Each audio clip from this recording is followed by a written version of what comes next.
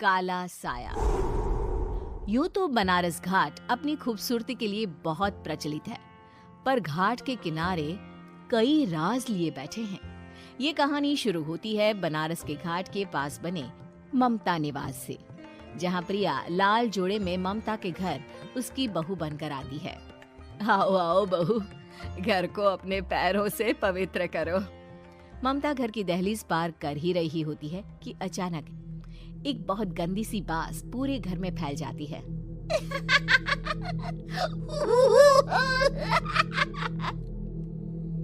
ये बदबू और ये आवाजें, ये कौन हंस रहा है माँ?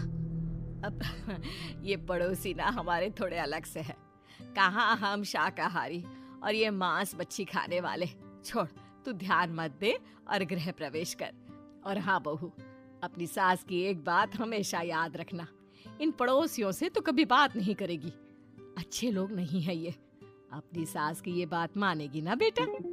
हाँ माँ, जो आपकी मर्जी, मैं उनसे बात नहीं करूंगी।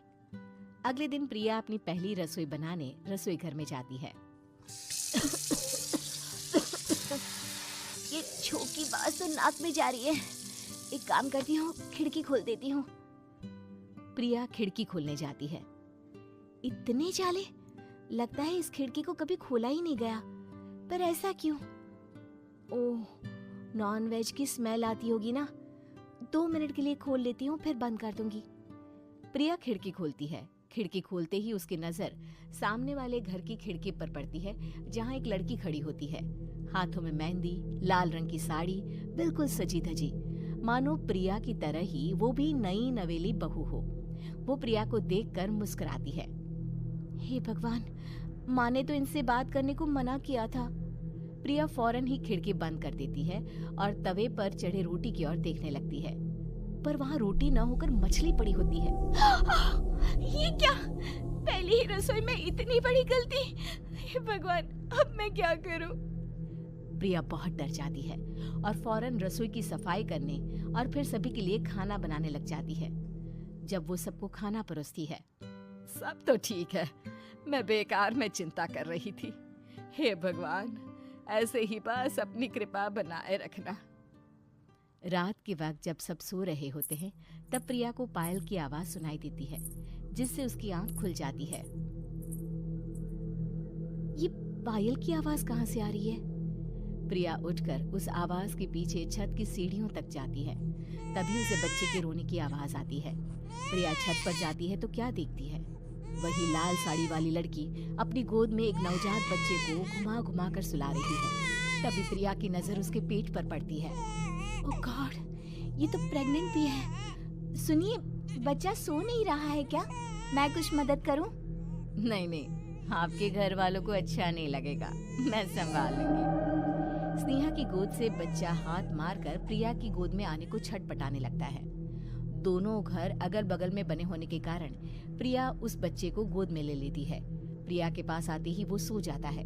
बच्चे का वो स्पर्श रात भर प्रिया भूल नहीं पाती और अगली सुबह वो छत पर कपड़े सुखा रही होती है। तभी उसे एक औरत इशारा करके बुलाती है। स्नेहा कह रही थी बाबू तुम्हारी गोद में आते ही सो गया। मैं गौरी, स्नेहा की माँ हूँ। बहू, घर आना, बाबू को खिला भी लेना। शाम को जब घर पर कोई नहीं रहता, बच्चे से मिलने के लिए प्रिया छिपकर अपनी पड़ोसन के घर चली जाती है और कुछ देर बच्चे को खिलाकर वापस लौट आती है। इसके कुछ दिन बाद ही प्रिया को पता चलता है कि वो माँ बनने वाली है। ममता की खुशी का ठिकाना नहीं रहता।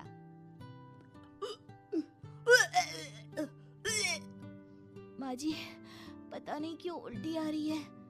प्रिया भागती हुई वॉशरूम में जाती है तो हरे और लाल रंग की उल्टी करती है। उस उल्टी में से कीड़े निकलते हैं। ये क्या? खून और ये कीड़े! माँ! माँ! प्रिया की आवाज सुनकर ममता दौड़ कर आती है, पर बेसिन में कुछ नहीं होता। प्रिया हक्की बक्की रह जाती है। ये सब क्या हो रहा है? प्रिया घबरा जाती है और अपने कमरे में जाकर सो जाती है। डर के कारण वो इतनी थक जाती है कि उसकी आंख लग जाती है। तब उसे ऐसा लगता है उसके पेट पर मानो कोई बैठा हुआ हो। कौन हो? प्रिया के पेट पर एक 5 महीने की बच्ची बैठी हुई थी, जो बुरी तरह जली हुई थी। माँ, तुम ही मुझे लाई ना अपने पेट में। मैं तुम्हारी माँ नहीं हूँ। कौन हो तुम? माँ, देखो मैं जल गई बुरी तरह से। 6 महीने पेट में रहने को भी मुझे नहीं मिला। सहला दो ना माँ। बचाओ, बचाओ, माँ। ममता दौड़कर कमरे में आती है। प्रिया की बातें सुनकर वो सब समझ जाती है। तू कहीं बगल वाले घर में तो नहीं जाकर आई ना बहू? मुझे माफ कर दो, मैं गई थी माँ। उस घर में सब मरे हुए हैं बहू। कई साल पहले स्नेहा उस घर में बहू बनकर आई थी। कुछ ही दिन में वो एक बच्चे को जन्म देने वाली थी।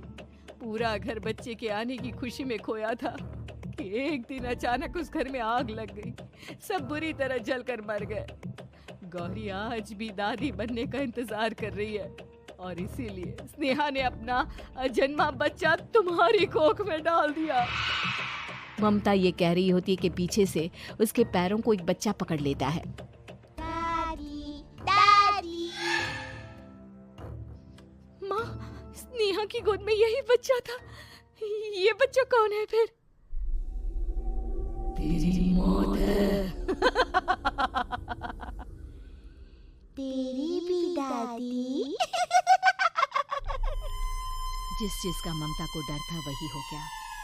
ममता निवास के ऊपर मौत ने चादर बिछा दी थी। प्रिया का पेट ऐसे बढ़ जाता है मानो 9 महीने का हो। 2 हाथ उसके पेट से बाहर निकलते हैं। बहू, संतोष को फोन कर, किसी पंडित जी को बुला बहू। प्रिया का पति भागता हुआ घर आता है। ये तो होना ही था माँ। तेरा पाप तेरे सामने आ गया तो तू सह नहीं पा रही है। स्नेहा घर में आग लगी नहीं थी, माँ ने लगाई थी, प्रॉपर्टी की लालच में। और वो बच्चा मेरी पहली पत्नी का बच्चा है, मेरा बेटा, जो कि उस आग की चपेट का शिकार हो गया था। मैंने तुमसे ये सब माँ के कहने पर छुपाया था। मुझे माफ कर दो प्रिया। तुम अगर चाहो तो यहाँ से जा सकती हो। मैं तुम्हें किसी भी बंधन में रखना नहीं चाहता। मेरी शादी हुई है आपसे, मैं आपको छोड़ नहीं सकती, पर उससे पहले हमें स्नेहा, उसकी माँ और बच्चे की आत्मा की शांति करवानी होगी। संतोष और ममता गौरी के घर जाते हैं। अंदर सब कुछ जला हुआ होता है। जमीन पर जली हुई लाशें बिखरी हुई थी। ममता रो रो कर अपनी करने की माफी गौरी से मांगती है। प्रिया स्नेहा के घर वालों का अंतिम संस्कार करवा देती है और ममता निवास फिर से आत्माओं के साए से मुक्त हो